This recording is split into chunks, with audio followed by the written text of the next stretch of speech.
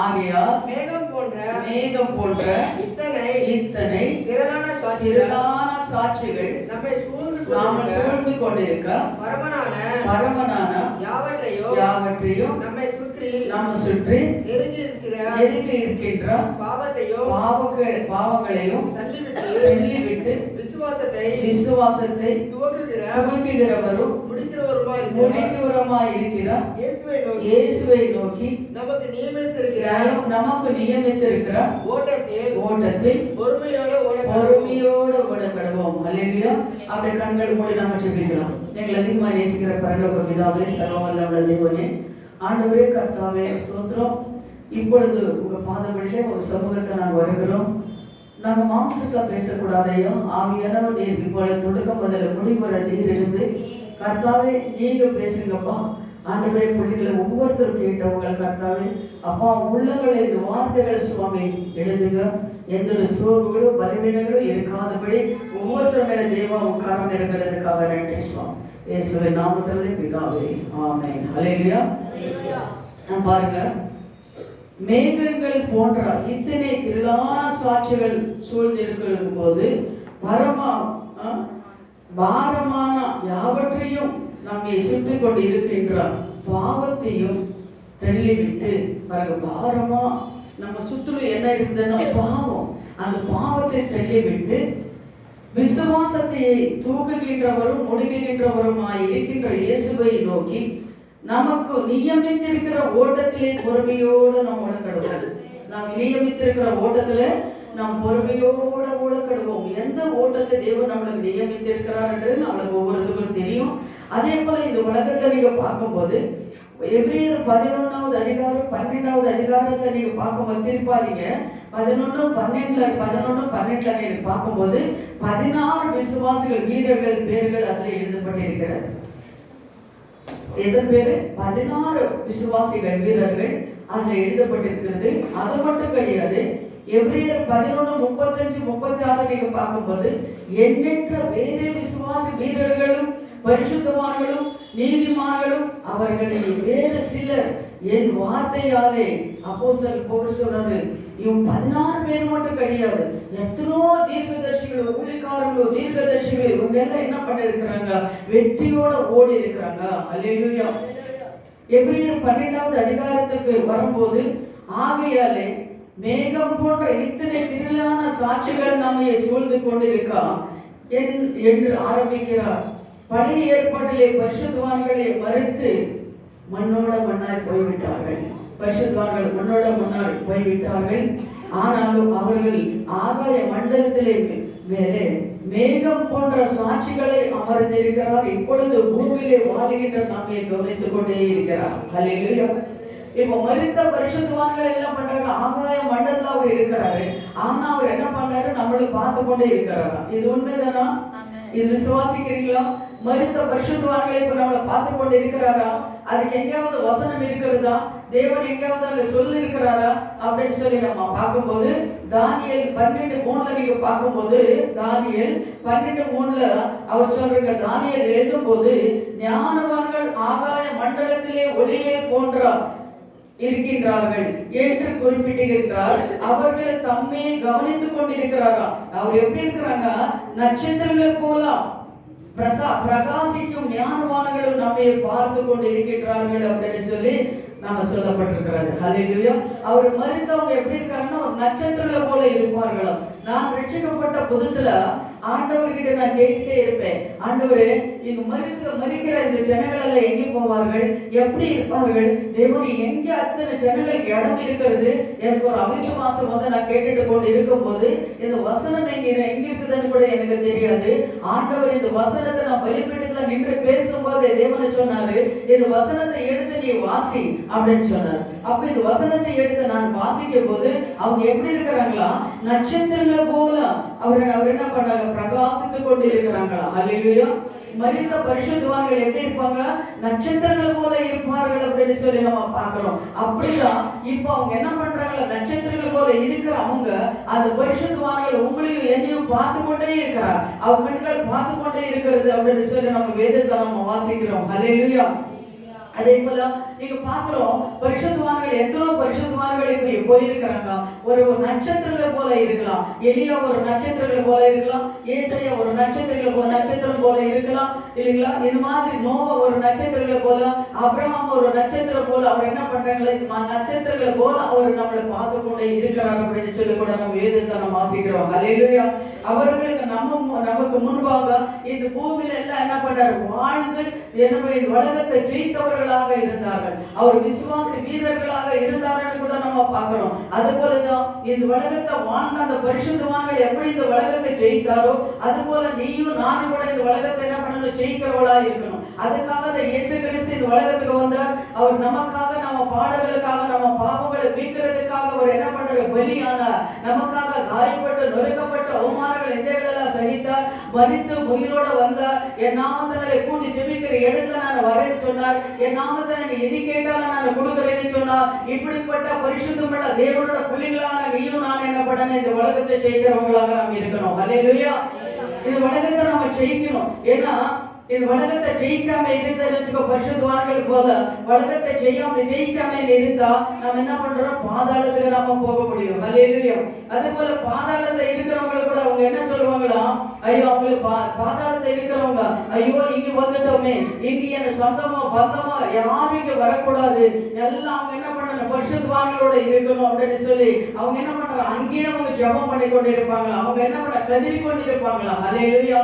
அதே போல நம்ம தேவனோட ராஜ்யம் இல்லாம தேவனோட தேவன் கீழ்ப்படியாம நடக்கும் போது நமக்கு ஒரு மரணம் வரும். அந்த மரணம் வரும்போது நம்ம ஆத்மாவை எங்கே போகுது அப்படின்னு சொல்லி ஒவ்வொருத்தரும் இந்த பயபக்தி நம்மளுக்கு ஒவ்வொருத்தருக்கு இருக்கணும். ஹல்லேலூயா. நம்ம எப்படோ வரோம், எப்போ போறோம், எப்படோ இருக்கிறோம் அது மட்டும் கிடையாது. எப்படி வேணாலும் வாழலான்றது கிடையாது. ஆனா நம்ம எப்படி வாழ்றோம், நம்ம என்ன செய்யறோம், எப்படி தேவனுக்கு முக்கியத்துவம் கொடுத்திருக்கிறோம், நம்ம எப்படி கீழ்ப்படியோம், அவர் சொன்னபடி நாம் நடக்கிறோமா இல்லையா அப்படின்னு சொல்லி நம்மளை நாமளே சோதித்து பார்க்கிறவங்களாக நம்ம இருக்கணும். ஹல்லேலூயா.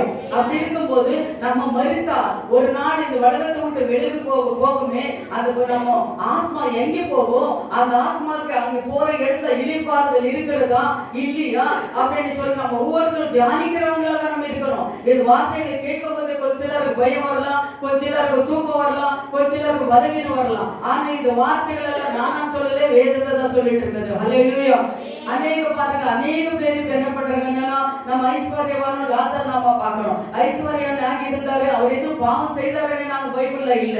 ஆனா அந்த ஐஸ்வர்யன் பாதாளத்துல இருந்தாரு, அந்த லாசர் பரலோகத்துல இருந்தார், அபிரகாம் மடியில இருந்தாரு அப்படின்னு நம்ம பார்க்கிறோம். ஆனா ஐஸ்வர்யவான் எந்த ஒரு பாவம் செய்யலன்னு தான் நம்ம பார்க்கிறோம். அவன் ஆடம்பரமா வாழ்ந்தான், அது ஒரு பாவமா? நினைச்சு பாருங்க. ஆடம்பரமா வாழ்றது ஒரு பாவமா? நல்ல வஸ்திரங்களை உடுக்கிறது ஒரு பாவமா? நல்ல ஆகாரத்தை சாப்பிடுறது ஒரு பாவமா? ஏன் அந்த ஐஸ்வர்யவான் பாதாளத்துல இருந்தாரு? நம்ம நினைச்சு பார்க்கலாமே. ஒவ்வொருத்தரும் நம்ம நினைச்சு பார்க்கும் போது, அதை தியானத்தை பார்க்கும் போது அவன் என்ன செஞ்ச பாவம்? அந்த ஐஸ்வர்யவான் ஒண்ணு செய்யல, நல்ல ஆடம்பரமா வாழ்ந்தான். அவ்வளவுதான்.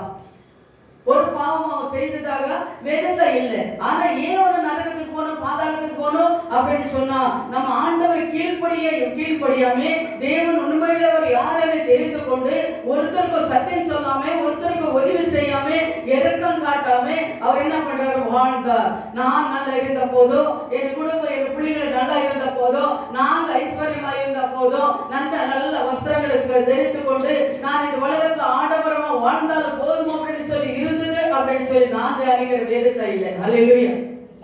அது அப்புறம் சொல்றாரு, நீ இந்த உலகத்துல இருக்கும்போது எல்லாமே நீ என்ன பண்ண?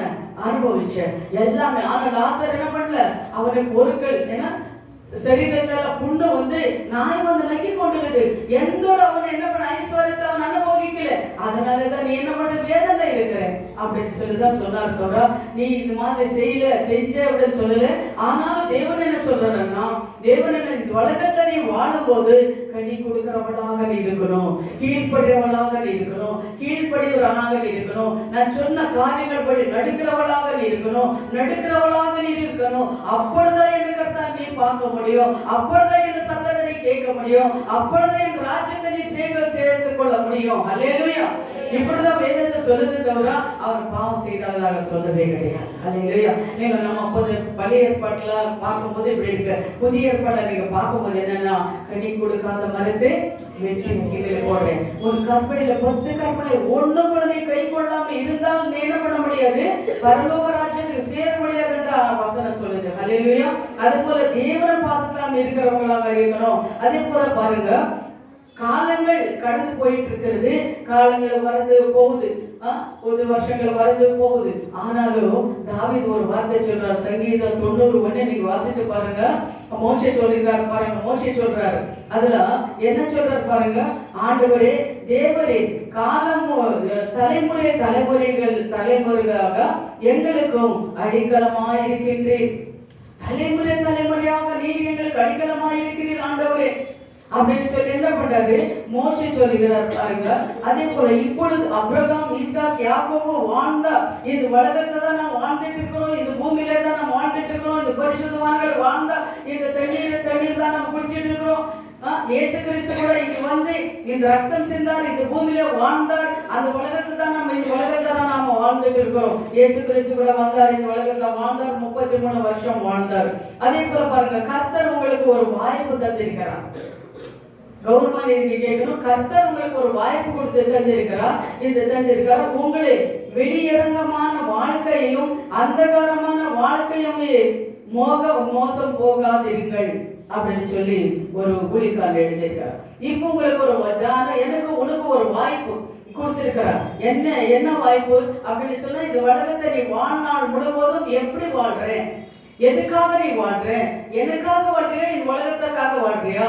உங்களுக்கு போல எத்தனோ பேர் இப்ப பாருங்க, உங்களுக்கு எனக்கு யாரும் சத்தியத்தை சொன்னதுனாலதான் நம்ம இங்க வந்திருக்கிறோம். ஆனா யாரும் சத்தியம் சொல்லல, நம்ம என்ன பண்ணிருப்போம், இல்லாத வளர்ந்து கொண்டிருப்போம். சத்தியம் சொன்னதுனாலதான் நான் வந்திருக்கிறோம். நானும் நீ எத்தனை பேருக்கு சத்தியம் சொல்லி இருக்கிறோம், எத்தனை பேருக்கு போய் நம்ம உண்மையில தேவன் அறிந்து இருக்கிறோம். இதெல்லாம் நீங்க கவனமா கேட்கணும். ஏன்னா இது ஒரு வாஞ்சை. இது உலகத்தை நீங்க பார்க்கும்போது இந்த 2024 இந்த நாள் நம்ம எப்படி இருந்தோமோ தெரியாது. 2024 நம்ம ஒவ்வொருத்தரும் ஒப்பு கொடுத்து ஜெபிக்க வேண்டிய காரியங்கள் இதெல்லாம். ஆண்டவரே, யாருக்காவது நான் சத்தியத்தை சொல்லணும், ஏதாவது உங்களுக்காக நான் செய்யணும் அப்படின்னு சொல்லி நம்ம என்ன பண்ண ஒப்பு கொடுத்து நம்ம ஜெபிக்கிறவங்களாக இருக்கணும். ஏதோ வந்தோ போனோம், வேலை செய்தோ இருக்கிறோம், படிக்கிறோம், வீட்டு வாடி கட்டினோம், போறோம், எப்போ ஒரு நாள் போய் சேர்றோம். அதுக்காக தேவன் உங்களை என்னை தெரிந்து கொள்ளல. நம்ம எதுக்காக தெரிந்து கொண்டிருக்கிறாரு. இது கொரோனா வரும்போது எத்தனோ பேர் மடிந்து போனாங்க. ஆனா இன்னும் உங்களும் என்ன எதுக்கோ உயிரோட வச்சிருக்காரு, ஒரு சான்ஸ் கொடுத்திருக்காரு. சொல்றாங்க இல்லையா? ஒரு போலீஸ் ஸ்டேஷன் போனாலும் என்ன சொல்லுவாங்கன்னா, உனக்கு ஒரு சான்ஸ் கொடுத்துருக்கேன், இனிமே நீ இப்படி செஞ்சு வச்சுக்கோ, உன்னை மறுபடி உள்ள இருக்கக்கூடாது அப்படின்னு சொல்லுவாங்க. அதே போல பிள்ளைங்களுக்கு கூட நம்ம தண்டிக்கும் போது சொல்லுவோம், இது ஒரு சான்ஸ், கடைசி இது மாதிரி மறுபடியும் நீ செஞ்சேன்னு வச்சுக்கோ, உன்னை விடவே மாட்டேன். அது போலதான் என்னன்னா, தேவன் நம்மளுக்கு ஒரு சான்ஸ் கொடுத்துருக்காரு. இந்த சான்ஸ் கொடுக்கும் போது நம்ம என்ன பண்ண, இந்த நேரத்தை நம்ம அசைட்டே பண்ணவே கூடாது. ஒரு நாள் கூட நம்ம அசைட்டே பண்ணவே கூடாது. அல்லேலூயா. அது போலதான் தேவன் உங்களை என்னை தெரிந்து கொண்டார். எனக்கு இன்னொன்னு எனக்கு ஒரு ஆசை. என்ன ஆசை தெரியுங்களா? நான் இந்த மாதிரி பரிசுத்தவான்கள் பார்க்கணும், அவரோட நான் பேசணும், பரலோகத்தை நான் போகணும் அப்படின்னு எனக்கு ஒரு ஆசை. ஏன்னா நீங்க பார்க்கும்போது டிஜிஎஸ் தினகரனும் இது மாதிரி பெரிய பெரிய ஊழியக்காரங்களை பார்க்கும்போது அவர் சாட்சி சொல்லுவாங்க, நான் போனேன், யோனாவை பார்த்தேன், அப்புறம் அவனை பார்த்தேன், ஈசாக்கனை பார்த்தேன், இது மாதிரி காரியங்கள் எல்லாம் சொல்லும் போது அப்போ நான் நினைப்பேன், ஆமா நம்பவே தானே, அவிசுவாசம் இல்லை, நம்புவேன். இதெல்லாம் தேவ பிள்ளைகளுக்கு தேவனை காட்டு வரேன்னு சொல்லி நான் நம்புவே விசுவாசம் இருந்தது. ஆனா நமக்கு அந்த அனுபவம் இல்லையே, நாம அங்கே போய் பார்க்க முடியலையே. அப்ப இன்னும் நம்ம பரிசுத்தமாகணுமே, தேவன்கிட்ட இன்னும் நம்ம மன்றாடணுமே, கேட்கணுமே சொல்லி ஒரு வாஞ்சை இருக்குது. இப்ப கூட இருக்குது. அதனால நம்ம என்ன பண்ணணும்னா, அந்த பரிசுத்தவான்களோட பார்க்க முடியாதா? விசுவாசம் இருக்கு அவங்களுக்கு, பார்க்க முடியுமா? கொஞ்ச நேரம் ஊழியக்காரர்கள் சொல்லலாம், அதெல்லாம் பார்க்க முடியாது அப்படின்றாங்க. ஆனா நான் விசுவாசிக்கிறேன், நான் பார்க்க முடியும். ஏன் தெரியல? இவங்க பாத்தீங்கன்னா நம்ம நாட்ட மனுஷன் தான். யாரு? யோகா நம்ம நாட்ட மனுஷன் தான். தேவன் என்ன பண்ணார்? 3வது வானத்தவரை கொண்டு போய் அவரை காட்டினாரா? உலகத்துல நடக்கிற காரியங்களை ஒவ்வொன்றும் வெளிப்படுத்தினாரா? பவுல் என்ன பண்ண? நம்ம நாட்ட மனுஷன் தானே. பவுல் என்ன பண்றாரு? ஆண்டவர் 3வது வானத்தவரை கொண்டு போனாரா? விசுவாசிக்கிறீங்களா? அல்லேலூயா. அதே போல எலியாவே ஆண்டவர் மரணம் இல்லாம எடுத்துக்கொண்டாரா? அது விசுவாசிக்கிறீங்களா? ஏனோக்கு மரணம் இல்லாம எடுத்துக்கொண்டாரா? அது விசுவாசிக்கிறீங்களா? இதெல்லாம் நம்ம என்னன்னா தேவனும் வேதத்தை சொல்லியிருக்கிற ஒவ்வொரு காரியங்களும் உண்மை. அதெல்லாம் நாம விசுவாசிக்கணும். அது நமக்கு எந்த ஒரு அவிசுவாசம் வரக்கூடாது. இதெல்லாம் முடியுமா?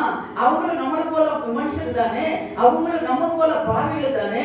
ஆனா அவங்களுக்கு தர்ஷனம் கொடுத்த தேவன் உனக்கு எனக்கு கொடுக்க மாட்டாரா? கொடுக்கிறவரா இல்லையா? கொடுக்க மாட்டேன். கொடுப்பாரு ஆண்டவரை, முடியும் அவரால். அதனால நம்ம என்ன பண்ணணும்? நம்ம மனக்கண்கள் தொழுங்க ஆண்டவர் அப்படின்னு சொல்லி நம்ம ஜெபிக்கிறவங்களா இருக்கணும். தரிசனங்கள் வெளிப்பாடுகள் கர்த்தாவே கொடுங்க ஆண்டவர் சொல்லி நம்ம ஜெபிக்கிறவங்களா இருக்கணும். இன்னொன்று ஆண்டவரே உங்களை நான் பார்க்கணும், உங்க சத்தத்தை கேட்கணும் அப்படின்னு சொல்லி நம்ம ஜெபிக்கிறவங்களாக நம்ம இருக்கணும். இப்படி நம்ம ஜெபிக்க ஜெபிக்க ஜெபிக்க ஆண்டவரை தேட தேட ஆண்டவர் என்ன தரிசனங்கள் கொடுக்கிற தேவனாக நம்மளுக்கு இருக்கிறார். அல்லேலூயா. நீ படிச்சிருக்கிறியா? பட்டம் இருக்குதா? உனக்கிட்ட பணம் இருக்கிறதா? ஆஸ்தி இருக்கிறதா? அந்தஸ்து இருக்கிறதா? தேவன் என்ன பண்ண மாட்டாரு? பார்க்க மாட்டாரு. மனுஷன் தான் அதெல்லாம் பார்ப்பான். ஆனா உனக்கு தேவன் ஹிருதயம் எப்படி இருக்கிறது, நீ எனக்கு எப்படி கீழ்படுற, உன் உள்ளம் எப்படி இருக்கிறது, அதுதான் தேவனை பார்க்கிறாரு தவிர வேற நம்ம கிட்ட எதுவுமே அவர் பார்க்க மாட்டாரு. அல்லேலூயா. அதே போலதான் பவுல் சொல்றாங்க. அப்போஸ்தலராகிய பவுல் கூட சொல்றாரு பாருங்க. அடுத்த ஒரு அவரு பவுல் என்ன சொல்றாருன்னா, நான் இந்த உலகத்துல வெற்றி, அவர் என்ன பண்றாரு? ஒரு ஓட்டத்தை ஓடினேன், என்ன பண்ண ஜீவ கிரீடத்தை பெற்றுக்கொண்டு வெற்றியோட அந்த ஓட்டத்தை நான் ஓட அப்படின்னு சொல்லி அப்போஸ்தலராகிய பவுல் சொல்கிறார். அது போல இந்த உலகத்துல நாம் வெற்றியோட நாம் ஓடணும், ஜீவ கிரீடத்தை நம்ம பெற்றுக்கொள்ளவங்களாக நாம் இருக்கணும். அல்லேலூயா. அதுக்காக தான் உங்களும் என்ன தேவன் என்ன பண்ணியிருக்காரு? நேற்று ஒரு பாட்டு பாடினாங்க. அந்த பாட்டு நம்ம பாட்டு பாடும்போது ஒரு பாட்டு பாடினீங்களே நேற்று, தாய் கருவுல, அது பாடுங்க.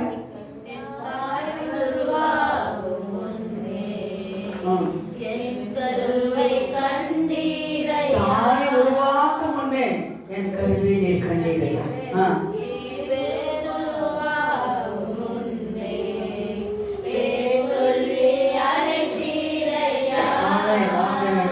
தாய் கருவாக்கும் உருவாக்கும் முன்னே, தாய்க்கு தாய் நம்ம இல்ல, தாய் உருவாக்குறதுக்கு முன்னே அவர் கண்கள் நம்மளுக்கு கண்டது.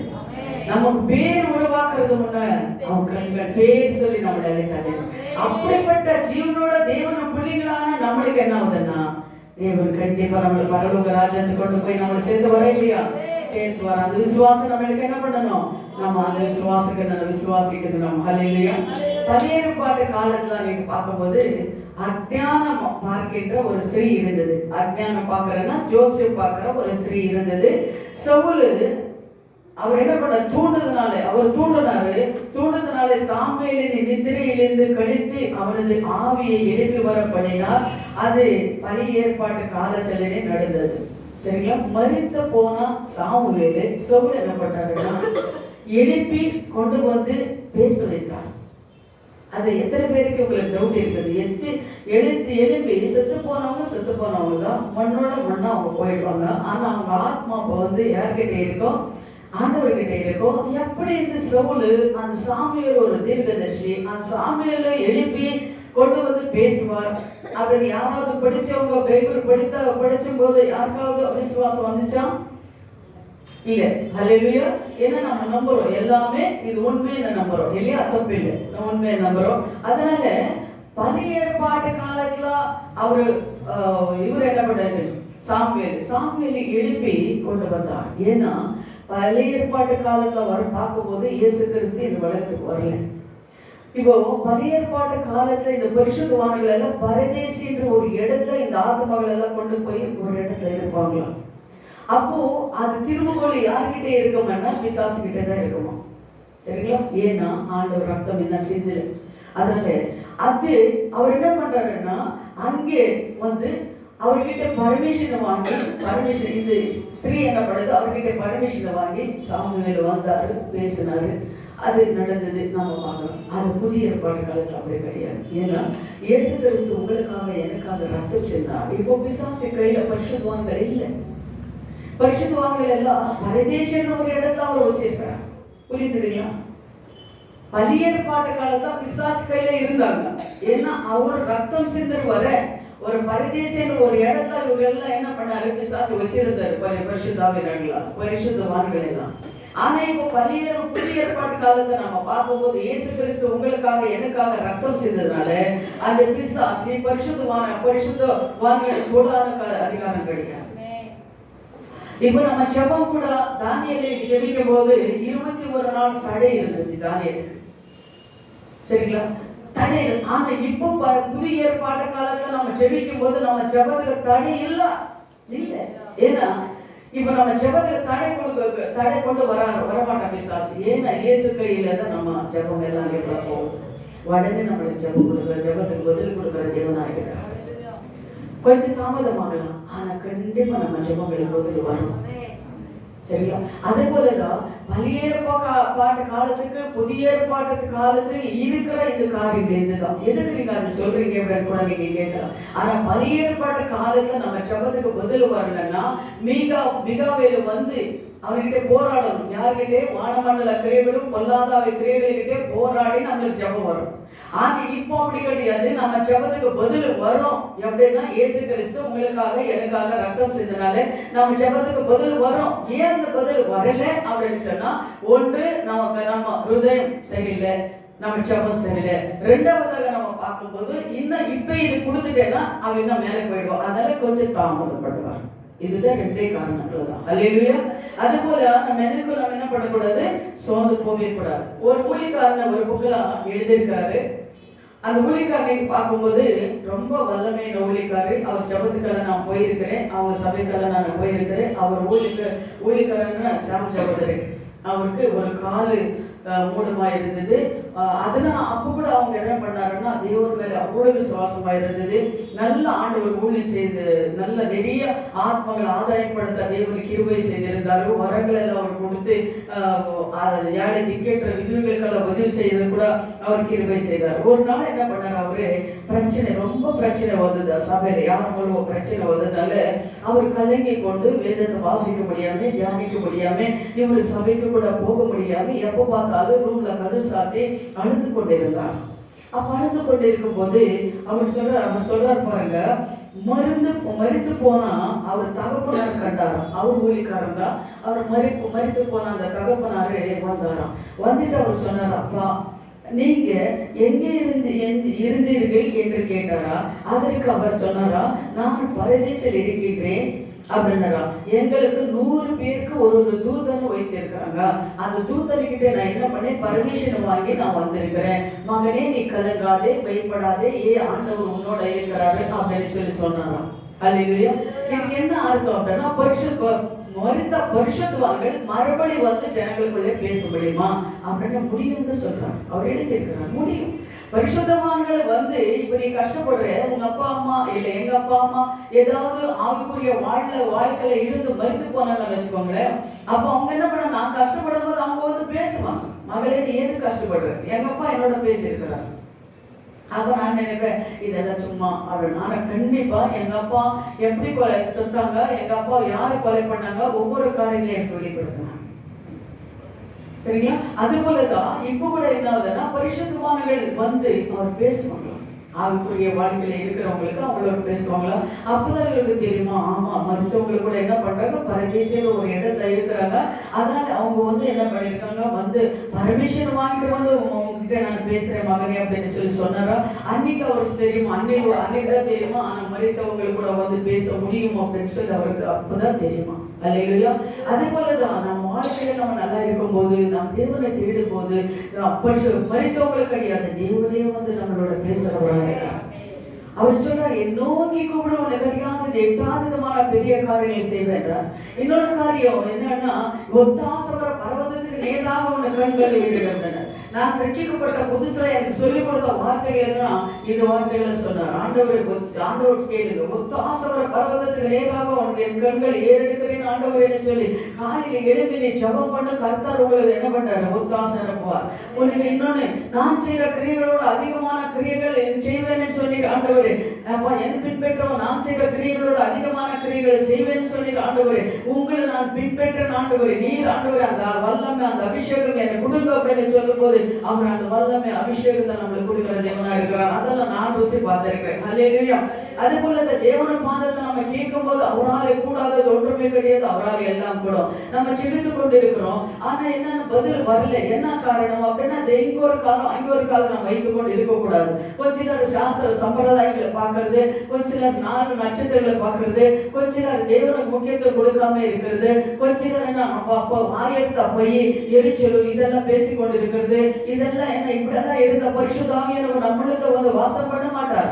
உன்னோட தேவமே என்னோட ஆலயம்னு சொல்லி தேவன் சொல்லி இருக்கார். ஆனா நம்ம ஆலயத்தை வந்து வாசம் பண்ணிக்கிற தேவனே நம்ம என்ன துக்கப்படுத்த போது வேதனைப்படுத்த போது நம்ம ஜெபத்துக்கு பதில் வராது. அல்லேலூயா, வராது. அதனால நம்ம என்ன பண்ண ஆண்டவர் பாதத்துல நம்ம மன்னிப்பு கேட்கிறாங்களாக இருக்கணும். ஏன்னா நம்ம எல்லாரும் மனுஷர்கள் தான். ஒரு வாட்டி இல்லைன்னா ஒரு வாட்டி நம்மளுக்கு கோவம் வருது, எரிச்சல் வருது. ஆனா அப்போ என்ன ஆகுதுன்னா பாருங்க, நான் கொஞ்சம் எனக்கு மனசுதாபம் வந்து நான் பேசும்போது நான் இருக்கும்போது தேவன் அப்படியே பேசுவாரு. நீ என்ன பண்ண, எதுக்கு கோவப்படுற, எதுக்கு சபிக்கிற, எதுக்கு நீ இப்படி இருக்கிற, நீ எப்படி எல்லாம் இருக்கக்கூடாது, நீ எல்லாரும் மன்னிக்கணும், நீ மன்னி. நான் இந்த உலகத்துல வரும்போது என்னை எப்படி பேசினாங்க, எப்படி திட்டினாங்க, எப்படி அவமானப்படுத்தினாங்க, அதெல்லாம் நீ என்ன பண்ணுற, அதெல்லாம் நினைச்சு பார்க்க கூடாது, கண்ணீர் விடக்கூடாது. இப்படிதான் ஆண்டவர் என்னோட பேசுவார். ஹல்லேலூயா. அப்போ நான் தெரிஞ்சுக்குவேன், ஆமா ஆண்டவரே இது மாதிரி அப்பா நீர் வந்து உலகத்துல வரும்போது எவ்வளவு நிந்தைகள் எவ்வளவு அவமானங்கள் கர்த்தாவே, இதெல்லாம் நான் மறுக்கிறதுக்கு எனக்கு உதவி செய்யுங்க அப்படின்னு சொல்லி நான் ஜெபிப்பேன். அதே போல அவங்களுக்காக நீ ஜெபின்னு சொல்லுவார். அப்போ அவங்களுக்காக நான் ஜெபிப்பேன். இந்த மாதிரி என்ன பரிசுத்தமாக நம்மளோட இருக்கும்போது ஒவ்வொரு காரியங்களும் நம்மளோட பேசுற தேவனாக இருக்கிறார். ஹல்லேலூயா. பாருங்க, ஒரு டாக்டர் கூட அவர் டிஜிஎஸ் தினகரன் கூட அவர் பேசிட்டு இருக்கார். அவர் சொல்லியிருக்கிறாரு, எழுதியிருக்கிறாரு என்னன்னா, பரிசுத்தவான்கள் நான் பேசினேன், பரலோகத்துக்கு நான் போனேன், யோனாவை பார்த்தேன், நான் அப்ரஹாம் பார்த்தேன், தாவீது நான் பார்த்தேன், இப்படியெல்லாம் சொல்லும் போது அப்ப நான் அவிசுவாசம் இல்லை இருந்தாலும் நம்ம கூட இப்ப என்ன பண்ண ஆண்டவர் பாதத்தை ஒப்பு கொடுத்து ஜெபிக்கும் போது கண்டிப்பா அவர் நம்மளை பார்க்க முடியும். அல்லேலூயா. அந்த சொல்றாரு, தேவ பிள்ளைகளை கருத்தாதிருங்க. நம்ம தேவனை பார்க்க முடியும். நம்ம தேவனை ஜபத்துக்கு பதில் கிடைக்காம இருக்கலாம், ஆனா கண்டிப்பா அவர் என்ன பண்ணாரு, அவர் தேடுறவனுக்கு ஒரு நன்மை குறைபடாது. அது செய்யறது அவருடைய அற்புதங்களை செய்யற தேவன். அவரால் முடியும், அவராலே ஆகும். விசுவாசி அவ்வளவுதான் தடைகளை கொண்டு வந்தாலும் கண்டிப்பா அந்த நேரத்த தேவன் நம்ம ஜபங்களை கேட்டு பதில் கொடுக்கிறவராக இருக்கிறார். அல்லேலூயா. இன்னைக்கு நாம பார்க்கறது என்னன்னா, பரிசுத்தவான்கள், எத்தனை பரிசுத்தவான்கள் எல்லாம் பார்க்கிறோம். இப்போ அப்ரஹாம் நாம பார்க்கிறோம். அப்ரஹாம் பார்க்கும்போது விசுவாச வீரன். அவர் பேர் என்னன்னு, விசுவாச வீரன். நீங்க அது 11, 12 எபிரேயர் 11, 12 நீங்க பார்க்கும்போது எத்தனோ 16 விசுவாச வீரர்கள் அங்கே இருக்கிறாங்க. அதில் நீங்க பார்க்கும்போது முதலாவது அப்ரஹாம் நாம் பார்க்கும்போது ஆண்டவர் அப்ரஹாம் தெரிந்து கொண்டாரு. தெரிந்து கொண்டு அவர் என்ன பண்றாரு, நான் காண்பிக்கிற தேசத்துக்கு நீ போ அப்படின்னு சொன்னார். நாம என்ன சொல்லுவோம், ஆண்டவரே என் வீடு, என் அப்பா வீடு, அம்மா வீடு எல்லாம் இருக்குது, எல்லா ஆஸ்தி அந்தஸ்து இருக்குது, எப்படி நான் போகிறது அப்படின்னு சொல்லி நம்ம என்ன பண்றோம், ஆண்டவர் வீடு கேட்டிருக்கோம். ஆனா அவர் என்ன பண்ணாங்க, ஒண்ணுக்கு சொல்லவே இல்லை. அவர் அப்பா என்ன சொன்னாலும் கீழ்படியில அவர் என்ன பண்றாரு, காண்பிக்கிற தேசத்துக்கு போகும்போது ஒரு இடத்துல ஒரு பலிபீடு கட்டினாங்க.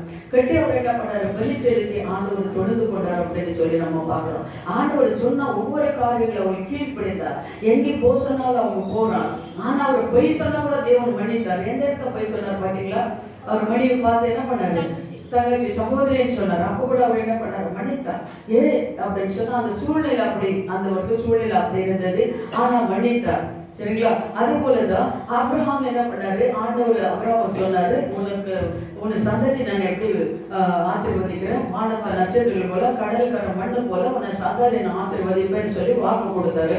வாக்கு கொடுத்ததுக்கு அப்புறம் ஈசாக்க பிறந்தாரு. ஈசாக்க பிறந்ததுக்கு அப்புறம் அவர் என்ன பண்ணாருன்னா, பலி கொடு அப்படின்னு சொன்னார்.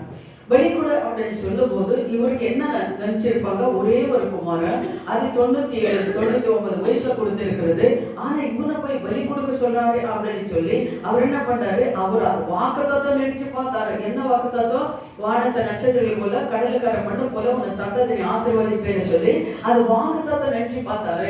ஆனா ஆண்டவர் சொன்னாரு, நான் எனக்கு மகனை கொடுத்தாலும் ஒரு மறித்தாலும் மறுபடி தேவன் என்ன பண்றாரு, வாக்குத்தத்தை நிறைவேற்றி கொடுக்கிற தேவன் மறுபடியும் என் ஈசாக்கு எனக்கு மறுபடியும் கொடுப்பார் அப்படின்னு சொல்லி ஒரு விசுவாசம் அவருக்கு வந்தது. அதே போல ஈசாக்கு பலி கொடுக்கிறதுக்கு போறாங்க. ஆனா ஆண்டவர் என்ன பண்றாரு, ஒரு ஆட்டை பலி செலுத்தினார் அப்படின்னு சொல்லி. இது நான் எதுக்கு சொல்றேன்னா, உங்களுக்கு ஆண்டவர் கொடுத்திருக்கிற அந்த வாக்குத்தத்தம் லேட்டா கூட ஆகலாம், ஆனாலும் கண்டிப்பா அந்த வாக்குத்தத்தன்படி தேவனை செய்யற தேவனா இருக்கிறார். எனக்கு 12 சபைகளும் 25,000 ஆத்மங்களா கொடுப்பேன்னு சொன்னாரு. இன்னைக்கு நான் என் நிலைமையில நான் நினைச்சு பார்க்கலாம், ஆண்டவரே நான் ஒரு பொம்பளே, நான் ஒரு பலவீனம் ஆண்டமே, எப்படி நீங்க கொடுக்குறீங்க, எங்க நீங்க கொடுக்குறீங்க, என்னால முடியுமா, இது நடத்த எங்களால முடியுமா, அப்படின்னு சொல்லி நான் நினைக்கல. ஆனா அழுத்தவர் உண்மையுள்ளவர். அப்போ எனக்கு என்னன்னா, வயசான கூட அவர் கொடுப்பார், இன்னும் வயசான கூட அவர் கொடுப்பார், அவர் தான் எனக்கு பலனை கொடுப்பார், நான் விசுவாசிக்கிறேன். சரிங்களா? அதே போல அவரால் முடியாதது ஒன்றுமே கிடையாது.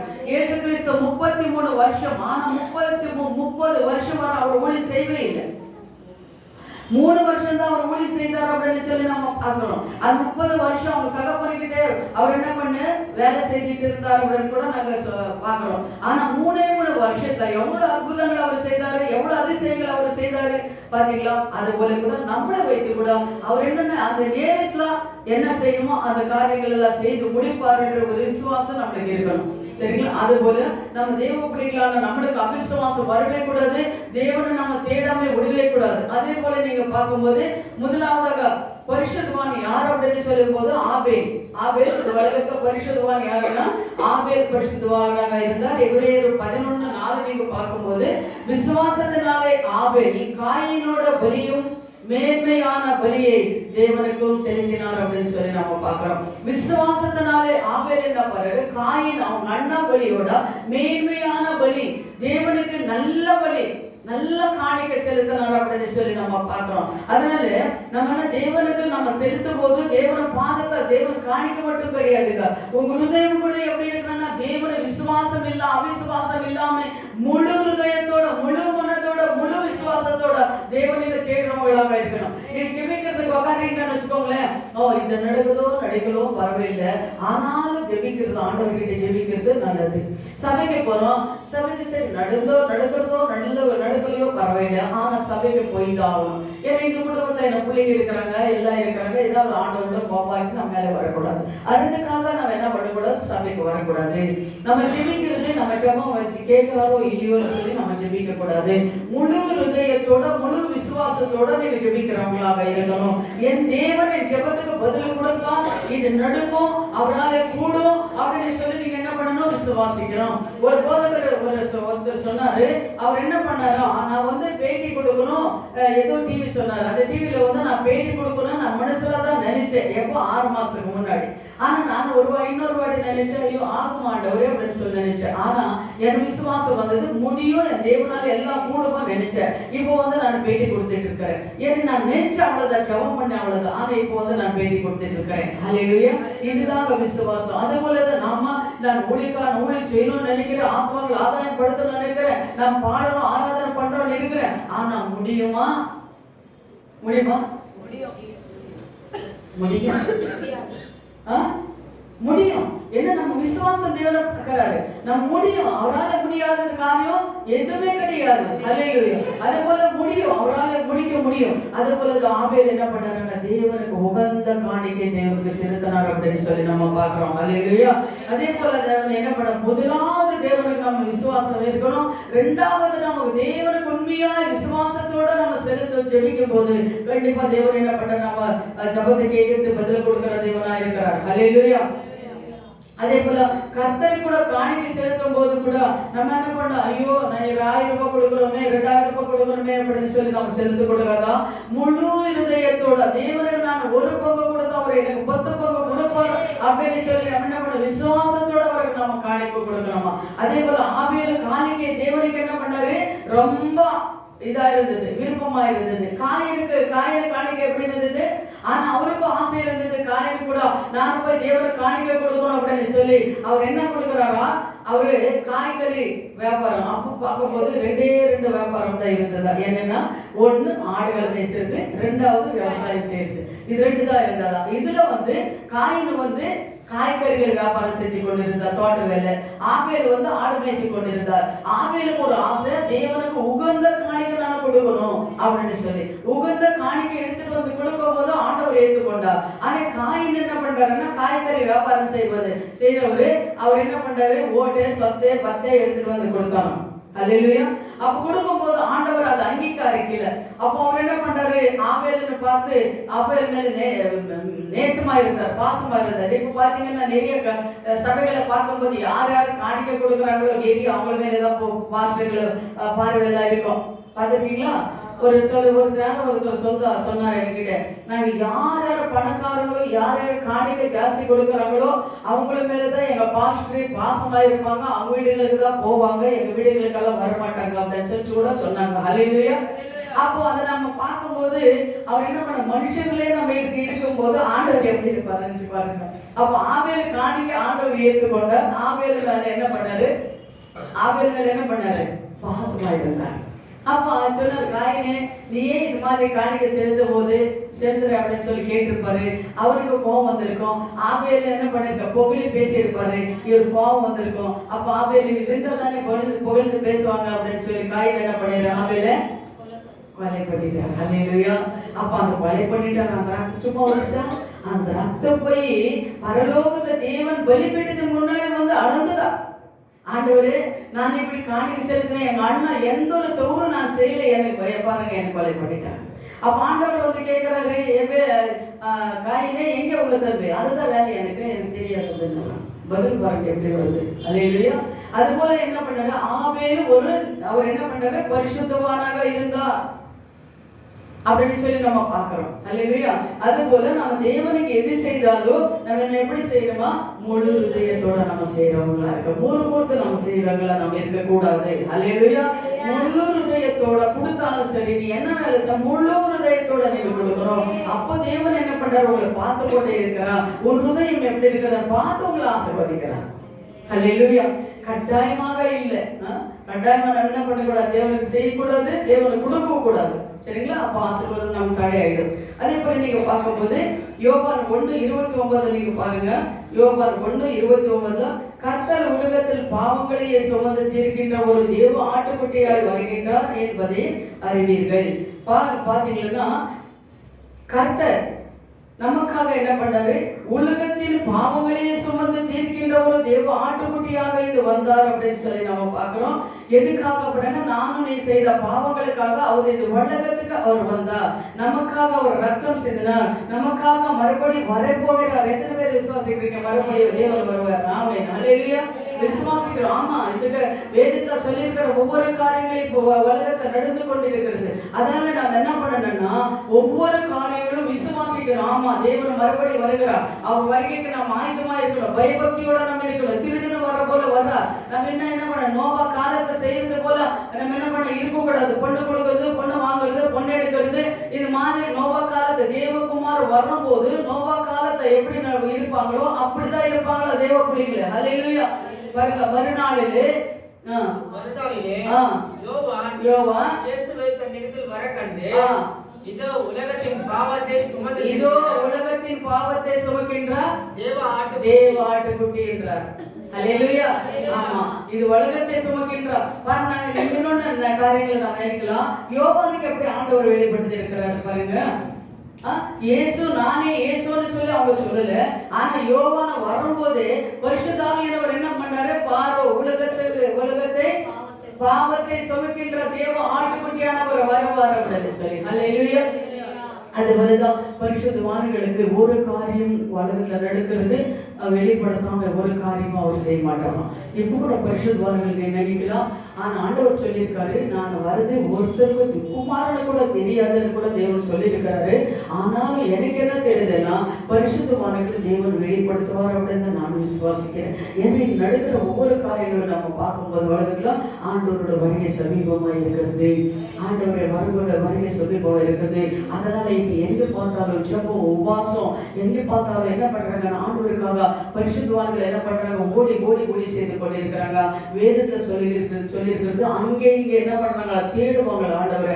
அது போலதான் இப்ப என்ன பண்ணிருக்கிறாங்க, பரிசுத்தவான்களை பார்க்கும்போது அங்கே ஊழியம் செய்யணும், இங்கே ஊழியம் செய்யணும், அங்கே எழுப்புதல் ஜெபம், இங்க உபவாச ஜெபம் அப்படின்னு சொல்லி எங்க பார்த்தாலும் யூடியூப்ல பாருங்களேன், எங்க பார்த்தாலும் ஜெபங்கள் நடந்து கொண்டே இருக்கிறது. அவங்க எப்ப தூங்குறாங்க, எப்ப இருக்கிறாங்க, எப்ப சாப்பிடுறாங்களா நம்மளுக்கு தெரியாது. இது மாதிரி பரிசுத்தவான்கள் ஜெபத்தினாலதான் நம்ம இந்தியா என்ன பண்ண நம்ம படிச்சுட்டு இருக்கிறோம். வேற தேசங்கள்ல நீங்க போய் பாருங்களேன், எங்கே பார்த்தாலும் ஏன்னா சண்டே சச்சரவுகள் எல்லாம் இருக்கிறது அப்படின்னு சொல்லி தான் நம்ம பார்க்கிறோம். ஆனா நம்ம தேச தேவன் என்ன பண்றாரு, பாதுகாத்து கொண்டு இருக்கிறார். இந்த பரிசுத்தவான்களுக்காக நம்ம இன்னும் ஜெபிக்கிறவங்களாக இருக்கணும். அந்த பரிசுத்தவான்களுக்காக இன்னும் நல்ல சுகபர ஆரோக்கியமாக தேவனுக்கு கொடுக்கணும். அதற்காக நம்ம என்ன பண்ணணும், தேசத்துக்காக ஒரு ஜெபிக்கிற ஒரு கூட்டமாக நம்ம இருக்கிறவங்களாக இருக்கணும். அல்லேலூயா. அதே போல நீங்க பார்க்கும்போது நேற்று ஒரு மெசேஜ் நான் கேட்டேன். அந்த மெசேஜ்ல சொல்றாரு, ஒரு நல்ல ஒரு ஆவிக்குரிய ஊழியக்காரன் தான் அவர் சொல்றாரு. என்ன சொல்றாருன்னா, மணிப்பூர்ல ஏன் கலவரம் இப்படி நடந்து கொண்டு இருக்குது, இப்போ கூட மணிப்பூர்ல கலவரம் நடந்து கொண்டிருக்கிறது, என்ன காரணம் அப்படின்னு சொல்லி பார்க்கும்போது 90% கிறிஸ்தவர்கள் மணிப்பூர்ல இருக்கிறாங்களாம். எத்தனை பர்சன்ட்? 90% கிறிஸ்தவர்கள் அங்க இருக்காங்களா. ஆனா அவங்க ரட்சிக்கப்பட்ட புதுசா நீங்க பார்க்கும்போது தேவனுக்கு தேடும் போது தேவனை நல்லா ஆசீர்வதிச்சுட்டாரு. ஒரு வீட்டு முன்னாடி 4 கார் 5 கார் நிற்குமா, அவங்க நல்ல ஆசீர்வாதமா இருந்தார்களா. கொஞ்சம் அந்த வசதி வந்ததுக்கு அப்புறம் என்ன பண்ணாரு, தேவனை மறந்துட்டாங்க.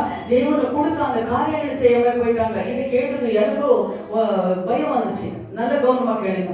இந்த தேவனை அப்படி ஆசீர்வதித்தாரா. ஒவ்வொரு கிறிஸ்தவர்கள் 90% கிறிஸ்தவர்களும் மணிப்பூர்ல இருக்கிறாங்களா. ஆனா அவங்களுக்கு நல்ல ஆண்டவர் ஆசீர்வாதமா கொடுத்திருந்தாரா.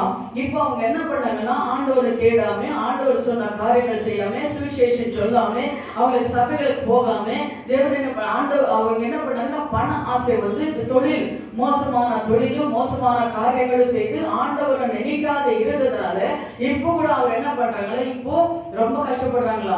4-5 கார் வீட்டு முன்னாடி இருக்கிறவங்க வேலைக்காரங்களும் அவங்க வீட்டுல வாசல் இருந்தவங்க அப்படி பண செல்வாக்கல இருக்கிறவங்க இப்ப என்ன எங்க இருக்கிறாங்க தெரியுமா, ஒரு போகையில ஒளிஞ்சிட்டு, ஒரு மரத்துக்கிட்டே, ஒரு காடுல அவங்க என்ன பண்றாங்க, நொழிஞ்சிட்டு இருக்காங்களா. சகோதர சகோதரிகளே, இது கேட்கும் போது எனக்கு கூட பயம் வந்தது.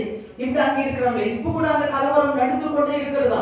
இப்ப இவங்க என்ன பண்றாங்க, இங்கிருந்து மிஷனரிகள் அங்கே போறாங்க. போய் பார்க்கும்போது அவங்க ஒவ்வொருத்தர் கண்ணீரோட சொல்லிட்டு இருக்காங்களா, ஆண்டவர் எங்களுக்கு இப்படி பண்ணிட்டாரு, எங்களுக்காக நீங்க ஜெபம் பண்ணுங்க அப்படின்னு சொல்லி. அப்ப இப்ப கூட அவர் என்ன பண்றாங்களா, அங்கே இங்கே சிலர் என்னன்னா தேவனை அறிஞ்சவங்க, இங்கிருந்து போனவங்க சத்தியத்தை சொல்லும் போது தேவன சுவிசேஷம் சொல்லாம, தேவனை கீழ்ப்படியாம இருக்கிறதுனால தேவனோட கோபாக்கியம் உங்களை மேல வந்திருக்கு அப்படின்னு சொல்லுறதுனால இப்ப கூட கொஞ்சம் சிலர் என்ன காடலவோ அங்கே இங்க போய் ஆராதனை பண்றாங்களா. ஆனா இப்ப அவங்கள சாப்பாடு இல்லாம தண்ணி இல்லாம இப்ப கூட அந்த கலவரம் அந்த இடத்துல நடந்து கொண்டு இருக்கிறதா. அதனால எனக்கு ஆண்டவர் சொன்னாரா, இவங்க எனக்கு சத்தத்துக்கு கீழ்ப்படியல, நான் ஆசீர்வதித்தேன், அந்த ஆசீர்வாதம் அவங்களுக்கு தாங்க நிக்க வைத்துக்கொள்ள. அதே சொன்னாரு தமிழ்ல என்ன சொல்றது, நிக்க வைத்து முடியல, தக்க வைக்க முடியலன்னு சொல்ல, அது தக்க வைக்க இல்லாம இவங்க என்ன பண்றாங்க, இப்படி என்ன அசட்டை பண்ணதுனாலே என்னோட கோபம் நீங்க வந்துருக்குறது. இது படிக்கும் போது கேட்கும் போது எனக்கே பயம் வந்துச்சு. நினைச்சு பாருங்க, இப்போ என்ன பண்றோம்னா, நம்ம எல்லாரும் நல்லா ஓரளவுக்கு நல்ல தேவன் நம்மளை வச்சிருக்கிறாங்க இல்லையா, வச்சிருக்கிறாங்க. ஆனா தேவனுடைய கோபாக்கியம் வராத நம்ம இருக்கணும்னா தேவன் கற்பனைப்படி நம்ம நடக்கிறவங்களா, தேவனுடைய தூரம் இருக்கிறோம் வரோம் போறோம் இருக்காதீங்க. தயவு செஞ்சு உங்களால யாருக்காவது சத்தியத்தை சொல்ல முடியுமா, சொல்லிடுங்க. உங்களுக்கு போட நீங்க சொல்ல, நான் யாருக்காவது நான் சத்தியத்தை சொல்லணும், யாருக்காவது நான் ஜெபம் பண்ணணும் அப்படின்னு சொல்லி என்ன பண்ணுங்க, ஜெபிச்சிடுங்க, சொல்லிடுங்க, சத்தியத்தை சொல்லிடுங்க, ஜெபம் பண்ணுங்க. ஆனா அப்படியே இப்படி ஜெபம் பண்ணுங்க, தேவன் கண்ணீரோட ஜெபம் பண்ணுங்க. ஆண்டவரே எங்கள் குடும்பத்தை எவ்வளவு ஆசீர்வதிச்சிருக்கிறீங்கப்பா, அந்த மணிப்பூர்ல பாவம் ஆண்டவரே ஜனங்களை பாவங்களை மன்னிங்க, சென்று போனவங்களை பாவத்துக்குள்ள கொண்டு போயிட்டாப்பா தேவனாக சொல்லி அவங்களுக்காக நீங்க ஜெபிங்க. ஜெபிங்க.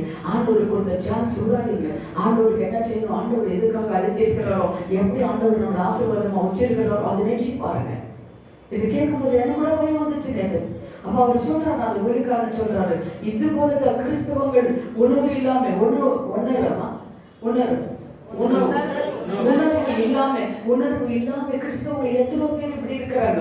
அதனால என்ன பண்ணாங்க, நீங்க என்ன ஜெபிங்க, தேவன பாதத்துல வாங்க, சத்தியத்தை சொல்லுங்க, அவர் கற்பனை போய் நடுங்க அப்படின்னு சொல்லி அந்த ஊழியக்காரன் சொல்லும் போது ராபின்சன் தான் அப்படி ராபின்சன் சொல்றது நான் எல்லாம் நம்புவேன். ஏன்னா அவர் ஒரு நல்ல தீர்க்கதரிசி, நல்லா கண்டிச்சு பேசுவாரு. நீ வந்தாலும் சரி வரலனாலும் சரி, என்ன நினைச்சாலும் சரி, நினைக்கலாமே போனாலும் சரி, நான் இப்படிதான் பேசுவேன்.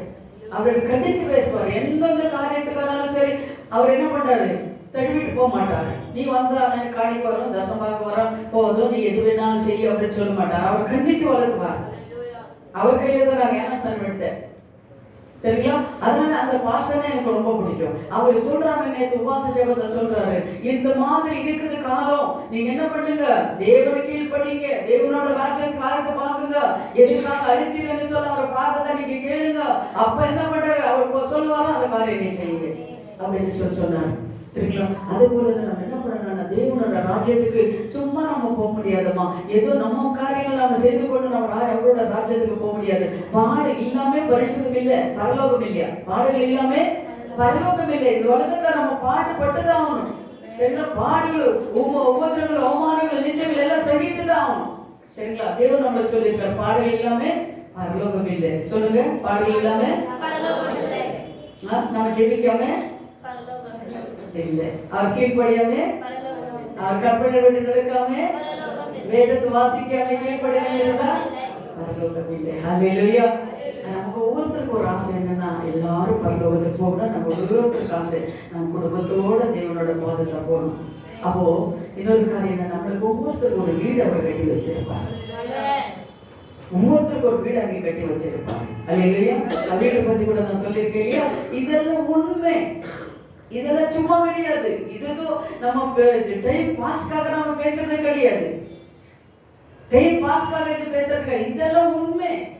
நான் நடிச்சு சொல்ல முடியும். ஏன்னா தேவன் ஒவ்வொருத்தர் வாழ்க்கையில் இது செய்திருக்கிறார். பரிசுத்தவான்கள் வாழ்க்கையில் செய்திருக்கிறார். அவர் எழுதியிருக்கிற ஒவ்வொரு காரியங்களும் நம்ம பார்க்கிறோம். தேவனோட ஆவினால எழுதியிருக்கிற இந்த வேதத்துல இருக்கிற ஒவ்வொரு காரியங்களும் நம்ம விசுவாசிக்கணும், கட்டுக்கொள்ளணும். விசுவாசத்துல நடக்கணும், அதன்படி நடக்கிறவங்களாக இருக்கணும். ஹல்லேலூயா. அதே போல பாருங்க, வெளிப்படுத்தல் 13:8 நீங்க பார்க்கும்போது, வெளிப்படுத்தல் 13:8 அவர் உலக தோற்றத்திற்கு முன்பாகவே அடிக்கப்பட்ட ஆட்டுக்குட்டியானவராக வந்தாராம். ஹல்லேலூயா. உலக தோற்றத்துக்கு முன்னாக. அதே போல பாருங்க, ஆகவே ஆபேலு காயினோட காணிக்கையும் மேன்மையான பலியாக ஆட்டையை தேவனுக்கு செலுத்தினார். அதனாலே ஆபேல் நீதிமானாக என்று சாட்சி பெற்று அவருடைய கன்னிக்கைகளையே குறித்து, காணிக்கையை குறித்து தேவன் சாட்சி கொடுத்திருக்கிறார். அல்லேலூயா. அதே போல ஆபேல் எப்படி தேவனுக்கு கீழ்ப்படிந்து உண்மையா இருந்து அவருக்கு என்ன பண்றாரு, சாட்சியாக தேவனை பாதத்தில் அவர் அமர்ந்திருக்கிறார். அல்லேலூயா. அது போல நீங்களும் நானும் கூட தேவனுக்கு சாட்சியாக அமர்ந்து இருக்கிறவங்களாக இருக்கணும். அவர் கீழ்ப்படிந்து நடக்கிறவங்களாக நாம் இருக்கணும். அல்லேலூயா. யோவான் 3:16 நீங்க பார்க்கும்போது, தேவன் தம்ம ஒரே பேரான குமாரனை தந்தளே உலகத்திலே அன்பு கூர்ந்தார் அப்படின்னு சொல்லி நம்ம பார்க்கிறோம். அவர் தேவன் ஒரே ஒரு குமாரன் இந்த உலகத்துக்கு அனுப்பினார். நினைச்சு பாருங்க, அந்த காலத்துல பழைய ஏற்பாட்டு காலத்துல பார்க்கும்போது மனுஷனை பாவம் செய்யும் போது, நீங்க அதுல 2வது 3வது புக்கை நினைக்கிறேன், லேவியராகமம் நீங்க படிச்சு பாருங்க. ஆனா அந்த அப்படி இந்த பலி கொடுக்கணும், இது பலி செலுத்தணும், அந்த அது இது சாப்பிடணும், இது சாப்பிடக்கூடாது, மெக்சஸ் ஆச்சுன்னா என்ன செய்யணும், குழந்தை பிறந்த என்ன செய்யணும், சாவு வந்துச்சுன்னா என்ன செய்யணும், இந்த மாதிரி காரியங்கள் எல்லாம் என்ன பண்ணியிருக்காரு, தேவன் மோசேக்கு சொல்லியிருக்கிறாரு, இப்படி நடக்கணும்னு சொல்லியிருக்கிறாரு. ஆனா தேவன் இயேசு கிறிஸ்து என்ன பண்ணாரு, இப்ப நம்மளுக்காக அதெல்லாம் என்ன பண்ணாரு, என் புள்ளியில் இது மாதிரி இதெல்லாம் செய்ய முடியாதுன்னு சொல்லி நமக்காக அவரே பலியாக வந்துட்டார். அல்லேலூயா. அதே போல அவர் பாருங்க, தேவ பிள்ளைகள் கர்த்தர் எப்பொழுதும் கர்த்தருடைய சித்தத்தை ஊக்கமாக செய்யறவங்களாக நீங்க இருக்கணும். தேவனை சொல்றாரு, அதிகாலையில என்ன தேடுறவங்க பாருங்க, அதிகாலையில சொல்லுங்க, இது அதிகாலையில என்னை தேடுகின்றவர்கள் என்னை கண்டடைவார்கள். சொல்லுங்க, நீங்களே சொல்லுங்க. நீதிமொழிகள் 8:17 நீங்க பாத்தீங்கன்னா, அதிகாலையில தேடுகிறவர்கள் என் கண்டடைவார்கள் அப்படின்னு சொல்லியிருக்கிறது. எத்தனை பேர் அதிகாலையில நம்ம தேடுறோம்? தேவன பாதத்தை எத்தனை பேர் நம்ம இருக்கிறோம்? அல்லது எத்தனை மணி நேரம் அவருக்காக நம்ம செலவழிக்கிறோம்? சரி, அந்த 1 மணி நேரமானாலும் அந்த 1 மணி நேரம் எதற்காக நம்ம ஜெபிக்கிறோம் எப்படி அப்படின்னு சொல்லி என்ன ஆகுதுன்னா, நம்ம தேவனை பார்க்குறோம். சரி, அந்த 1 மணி நேரம் நம்ம எதுக்காக ஜெபிக்கிறோம்? இதெல்லாம் தெரியாம இருந்தா கூட நீங்க கேட்கலாம். சரிங்களா? இதுக்காக தேசத்துக்காக ஜெபிக்கிறோம், வீட்டுக்காக ஜெபிக்கிறோம். சுருக்கமா ஜெபிச்சுட்டு நம்ம என்ன பண்ண கடவுளா நம்ம ஓடி போறோம். அதான் 1 மணி நேரம் என்னக்காக ஜெபிக்கிறது அப்படின்னு நீங்க நினைக்கலாம். இவ ஜெபத்தை நான் உக்காந்துட்டேன்னா 3 மணி நேரம் 2-3 மணி நேரம் எனக்கு தெரியாது.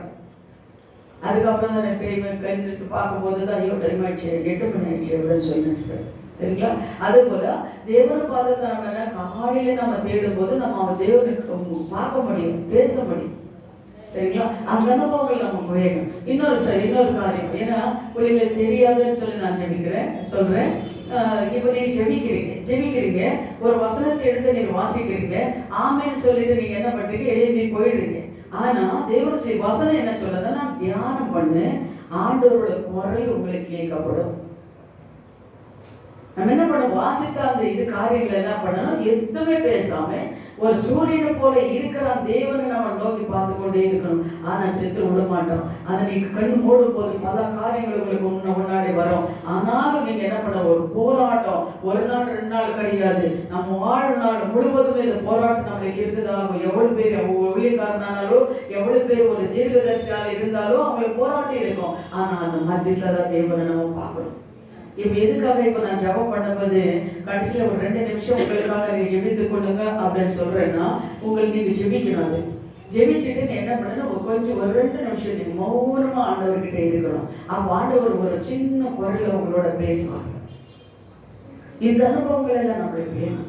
இந்த அனுபவங்கள் நம்மளுக்கு இருந்தாதான் இந்த உலகத்தை நம்ம ஜெயிக்க முடியும். ஹல்லேலூயா. அந்த அனுபவங்கள் இல்லாம இருக்கிறவங்களை கூட தேவனுக்கு கேளுங்க, அவர் கொடுக்கிறவராக இருக்கிறார். ஹல்லேலூயா.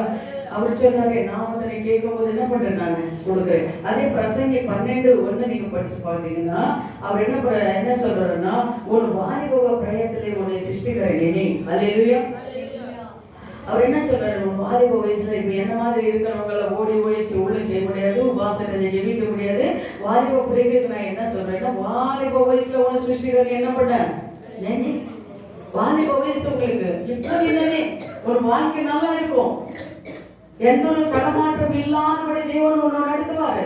ஒரு வாலிப வயசுலாம் தேவனுக்காக எது செய்யணும் நீ நினைக்கிற அந்த காரியங்கள் எல்லாம் செஞ்சுடு.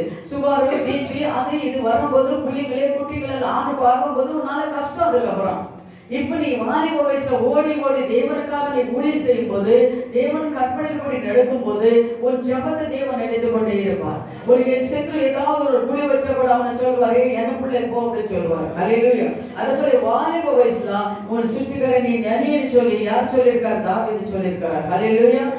அப்ப வாலிபர்கள் 35-40 வயசுல இருக்கிறவங்க எல்லாம் வாலிபர்கள் தான்.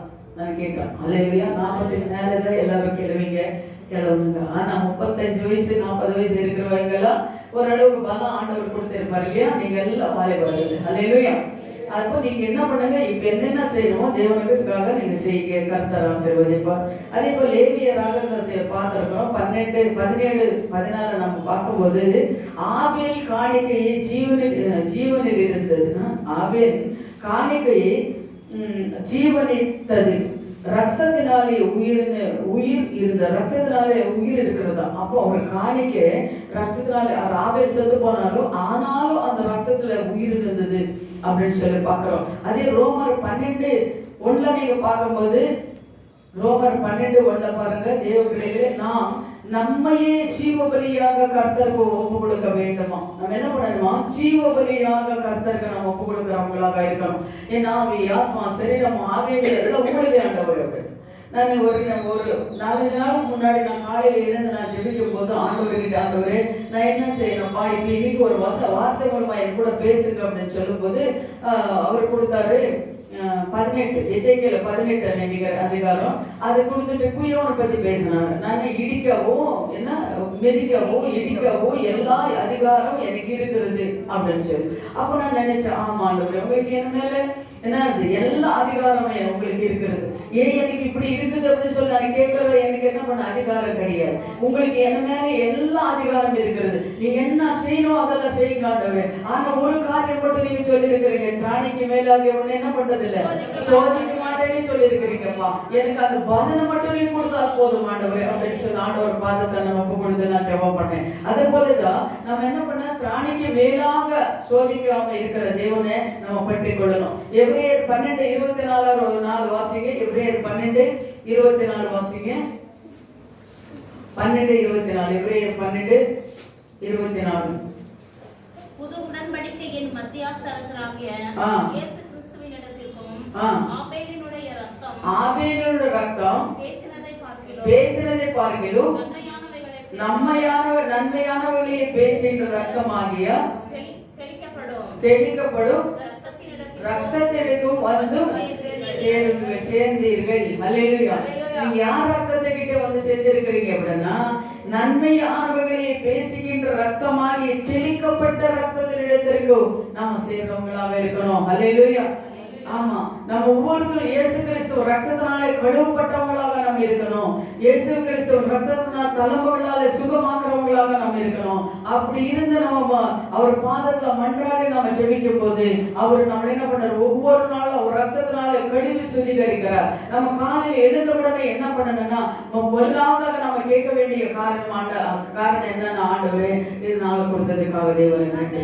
இது காலையில் இந்த சாயந்தரம் வரை துர்மார்களை கண்ணுகள் செத்துரு கண்ணுகள் எங்களும் என் குடும்பத்தை கர்த்தாப்படாதபடி நீர் பாதுகாக்கிறதுக்காக நன்றி. எங்கள் கோபத்தையும் வதத்தையும் நாங்கள் செய்யற கர்த்தா ஒவ்வொரு காரியங்களும் உங்களுக்கு உண்மையா உங்களுக்கு பிரீத்தி உள்ளதாக மாற்றத்துக்காக நன்றி. உங்களுக்கு விரோதமான காரியங்களோ பேச்சுகளோ கர்த்தாவே எரிச்சலோ கோபங்களோ பொறாமைகளோ எங்களுக்கு வராமே தேவனில் எங்களை பாதுகாக்கிறதுக்காக நன்றி. இது காரியங்கள் எல்லாம் காலையிலே நீங்க என்ன பண்ண தேவன பாதத்தை ஒப்பு கொடுத்துட்டு நீங்க எழும்பணும். அல்லேலூயா. இது மாதிரி நீங்க ஜெபிக்கும் போது கர்த்தர் அன்னைக்கு காலையில இந்த சாயந்தரம் வரை உங்களையும் உங்க குடும்பங்களையும் தேவனை பாதுகாக்கிறவராக இருக்கிறார். அல்லேலூயா. அப்ப நம்ம என்ன பண்ணணும், தேவனோட பாதுகாப்பு தூதர்கள் நம்மளை சுற்றிலும் வேலைப்படுகிறவராக இருக்கிறார். நல்ல இளைஞனிக்கலாம். ஸ்தோத்திரம் ஆண்டவரே. பரலோக பிதாவே, இந்த வார்த்தைகள் சுவாமி நீர் பேசின கிருபைக்காக கர்த்தாவே நன்றி. பரிசுத்தாவியான ஒரு ஆபேல் காணிக்கை எப்படி கர்த்தாவே அப்பா ஏற்றுக்கொண்டீரோ அது போல இப்பொழுது கர்த்தாவே நாங்கள் தியானித்த ஒவ்வொரு தியானங்களை கூட கர்த்தாவே அப்பா சோதனை ஏற்றுக்கொள்ளவே